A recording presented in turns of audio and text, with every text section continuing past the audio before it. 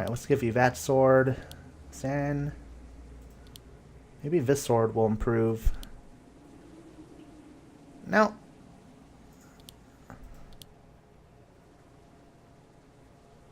Ooh. Yes. Alright, now armor. Reduces his speed but increases his defense. Total we need. Let's see if the chain mail can go to anybody else.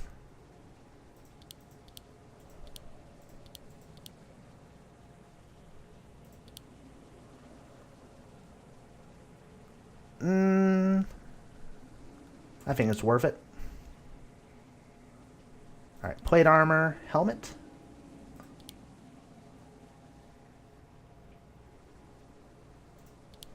Yes. Now let's see if that padded cap could help anybody at all.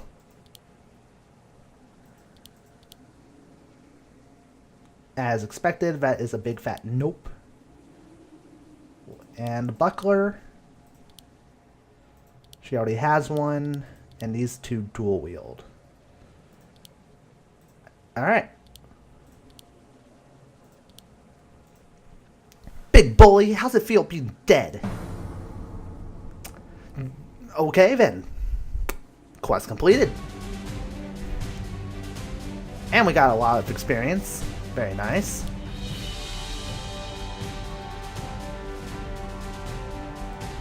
And 3 points to strength.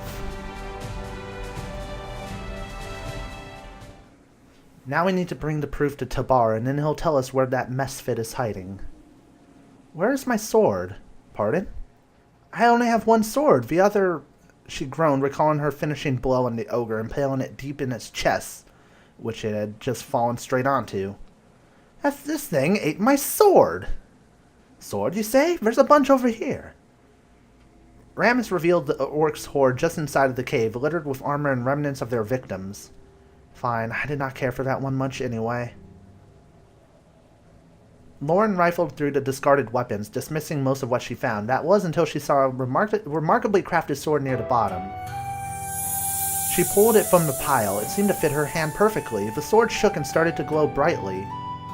What magic is this? A blue light pulsed in the dark of the cave, and the party surrounded her. Why does the sword glow like that?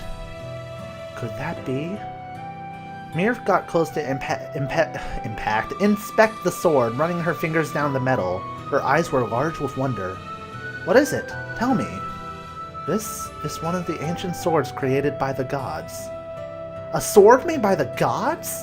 They forged a set of weapons to bestow their strength on worthy mortals. This sword, I believe, is the Hawkblade. Loren stared deeply into the glowing sword, trying to wrap her head around the thought of it being created by immortal deities. Why does it glow? Because it has recognized you as worthy of the god's power. It has been said to only do that for the most powerful warriors. Mirf suddenly bowed before Loren, causing her to jump. The gods have chosen you, Princess Loren of the Amazons. Your arm is their arm. Loren quickly sheathed the sword to stop it from glowing. Nonsense. My arm is my own. Do you not care about the significance of this sword? I need a good blade to replace my last sword. I do not believe in old fey tales. The ancient swords are not tales. You are holding one at this very moment. Druid Mirf, we need to return the ogre's head to Tabar. Ah, yes, this is not the most important matter. The number of chores that I have to do to find my mother has grown exhausting. Let's hurry so that she might still be alive when I find her. Even though they had found a Hawkblade in the middle of nowhere, it was a gift directly from above. If Loren had believed its history and importance, then perhaps she should have done good with the weapon from the very beginning. But as it was, it would take an entire war to show her the true power of what she was wielding.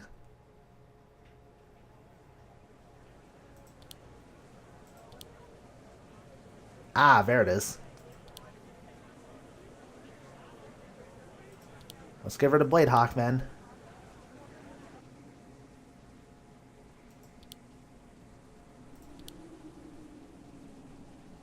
I think I can replace his weapon now with a Shattering Sword. There we go. Just some switching around of blades. Alright, good. Loren led the group into the sandy elven town to find Tabar and give him the ogre's head. The whole town grew tense at their presence like last time, but they were now even more on edge. The blue villagers whispered in fear and ran into their homes. What's got them running scared? Maybe they don't like seeing ogre heads. Is that? And then it became clear why the mood has changed. A group of tall, heavily armored dark elves surrounded Tabar in the middle of the town. Mirf gasped, recognizing them immediately. That's them. The rogues? Good. I've grown weary of chasing them. Loren pulled out her swords quietly as the group approached the rogue elves. They noticed the party and immediately drew their own weapons. Elder Druid Mirf, a tall, dark elf, stepped from the ranks, revealing himself to be the leader. Misfit! You're far away from home. Look what you have made me do, to what lengths I must go to find peace. The forest has cried for too long, now it must end. Misfit scoffed. It will never end. Not as long as my people are rotting under the desert sun. That is the way things must be. No! The dark elf growled harshly, consumed by some greater rage. His anger seemed almost out of control. Things will change. They will change right now. Misfit loaded his bow and aimed it right at Mirf. You will give us our freedom, now. Mirf trembled under his aim, knowing full well that he could fire a mortal shot before anyone could stop him. With the rest of his gang poised to fire as well, the entire party could be slain at any moment. Misfit, I cannot... You know that. That's all you can say? 1,000 years of exile and nothing can ever change? The forest has rejected the dark elves. I have no control over that. It is the druids who tell us the elves to drive us out. The forest has done nothing to us. Mirf's mouth dropped open in horror. The druids have always worked towards peace with the dark elves. You came here to kill me, Elder Druid. Words could not come to Mirf anymore. She just stared at the dark elves surrounding her. They were right. Correction, I'm here to kill you. Of course you are. The Elder Druid has been hiring people to slaughter our kind for years. Slaughter? Like how the forest elves were assassinated, and then the kidnapping and theft? We're entitled to protect ourselves. We only took food so that we may eat. The desert cannot provide for us all, and you send us no aid even though you cast us out. When negotiations fail and the forest is put in danger, it is my duty to protect it. The dark elves growled at her words. The party instantly felt their rising hostility, and Loren's hands found the hilts of her swords. Not all dark elves are kidnappers and assassins, and not all forest elves or druids are pure good either. If you're just protecting the forest's inhabitants, then let us inhabit it. You know that cannot be. Mir's voice broke as she lost control of herself for a moment. Your issue is not with me, but with your ancestors. Take it up with them about how they dealt with the demons. No druid or elf forced them to make blood pacts with those creatures. They sinned, and their children unfortunately must pay the price. The dark elves made pacts with demons? How can we be forced to pay the price of elves long dead? We are our own people. The illicit demon's blood still pulses in your veins. It kills the forest. Just look at where you stand. Saren looked at the sand beneath his feet. Was Mir saying that this desert had once been green? Was it true that dark elves were the bringers of death? I did not create this desert. No one here did. Whatever is left of those pacts in our blood is so diluted that it is not a threat to anyone or anything. Then why does the forest cry when those rogues breach the trees? It's a pain as fresh as if a demon himself were walking within our forest. I care not for all of this. Loren's voice cut through the tension, silencing everyone. God damn it, Loren. Mirf needs some peace and quiet to do her divination for an extremely important matter, and whoever's disturbing the forest needs to stop. The Dark Elves need to stay out of the forest for a while, at least. This isn't your battle, Princess. We haven't ventured into the forest in weeks. What? Druid, how do you explain that? Mir swallowed and looked away. It's this village. This village? But it's not in the forest. It's close enough to be felt. I can even feel the forest from here. It's crying right now. This town has been here for generations. I don't know what to say. Only lately has the forest been this upset. That sounds very suspicious, actually. I never thought of that before. Maybe there's some suspicion in the... Oh, maybe she's one of those horrible druids. Yet, we were ambushed by dark elves and I felt nothing, but I've felt the forest cry out many times. Every time I feel that pain, I learn Mesfit and his gang have committed another crime and... While she made the connection, Mesfit was taking steps backwards, away from her and the party. Tabar looked back at him in confusion. If what she says is true, then... The dark elves didn't upset the forest, it's just Mesfit. The rogue leader swallowed and raised his shaking bow in defense, and then suddenly he was very angry and his bow was held perfectly still. All that I've done for the Dark Elves. What have you done? I needed more strength to fight for us. It was for us! The forest. Mir suddenly collapsed in pain, unable to stand anymore. Saren held her in his arms. What's wrong? Speak to me! The forest is screaming. A horrendous sound alerted everyone to Mesfit, surrounded by a hazy demonic aura. No, son, you've ruined everything. Saren placed Mirf in a safe place and stood to protect her. Tobar and the other elves immediately fled to take cover. Even some of his own rogues abandoned him in terror. He's using demonic magic! Loren knew that Mesfit had to die right then and there, and she wasted no time in getting to it. Wow, Mirf is able to actually fight? Alright guys, fighting against Mesfit. Not a bad looking dark elf, I must say. Alright, let's pick off his little cronies back here. I am surprised these guys haven't ran.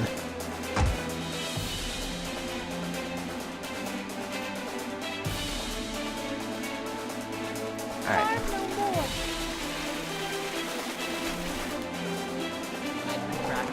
There we go.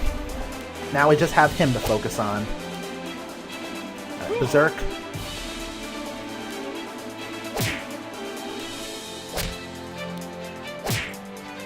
And now it's just beating the shit out of him. What did you even do during your ability to attack? Let's give them a proper burying. He did nothing. It's the right thing to do.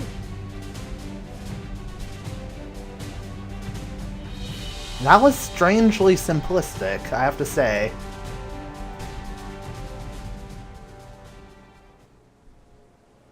Blood trickled from Mesfit's mouth. The exhausted party watched him fall to his knees, openly bleeding. My people need justice.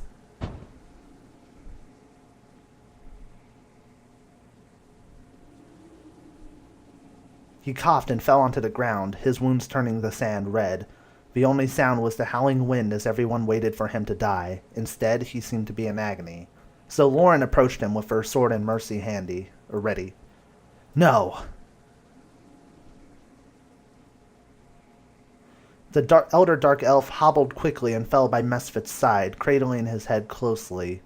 The rogue leader could barely keep his eyes open, but tried to find the elder with his hands. Father, I'm here. I'm so sorry. Look at you. You're everything we've strived to erase. I will put him out of his misery. Tobar quickly shot a desperate look at Loren, knowing that his son was in pain and that he had done wrong, but also still clutching tightly to him as if to never let go. Saren felt a hand on his leg, and he looked down to see Mir struggling to stand. She whispered something under her breath, but he could not hear her. Instead, Saren helped her to stand. Wait. Her hoarse voice was much clearer now. Saren searched her eyes and found not only tears, but sympathy. Mir limped towards Mesfit and Tobar, crashing next to them to place her own hands on the fallen rogue. Forgive me. Her hands began to glow as she attempted to heal him. You must live. Fight the cells of the demon inside of you. Do not let them consume your life as well. Fight your blood. Fight it, son.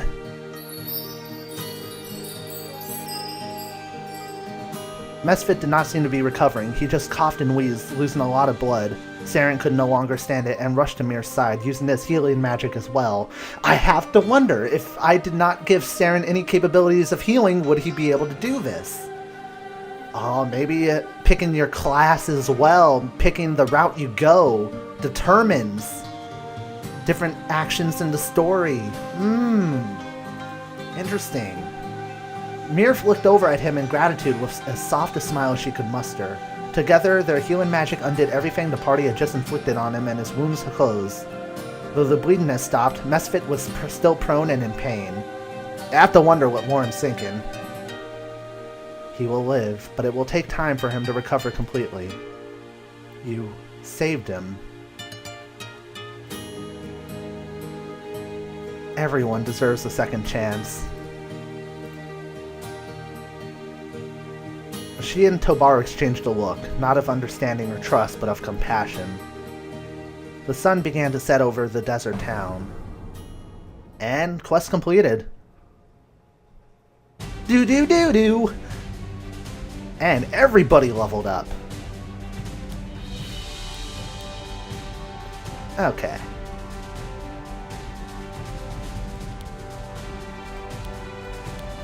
Okay, I can't learn those.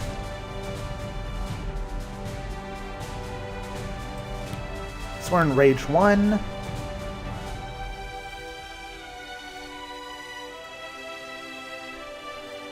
Do that. Saren.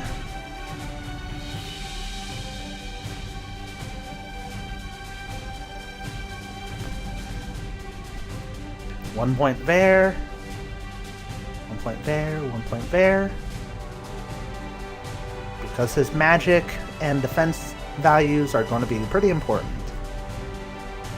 Draco. God, to give you all the points there. Well, let's actually give you a point in strength. You're long overdue for it. Dora.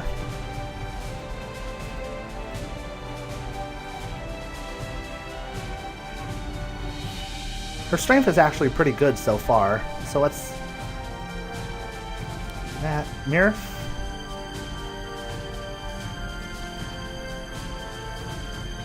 Actually, if I was to give one of these... Alright. Seems good. Mutual trust was far away from these two factions. Tobar had tried to prove that they should not be judged for their past, but their past was so horribly made present by his own son. Mir saved Mesfit that day out of guilt and pity, but it was the first movement towards peace between the Forest Elves and Dark Elves in 100 years. It was just enough to restore hope in these dark times, and they were going to need it. Mirf asked that Mesfit be taken away from Tobar's village to recover so that the forest could not sense him anymore. In return, Tobar asked for an alliance and the exile of the Dark Elves to end. Mirf promised to begin negotiations, but warned that it would not be a quick or easy process. The party went back into the heat of the forest and to the Forest Elves village where they had first started. There, they recovered from their long journey, and Mirf finally prepared for her divination ceremony. It would take several days and required complete isolation, so Loren was left to wait. Alright, let's save. What can I do in terms of tasks? I'm just curious.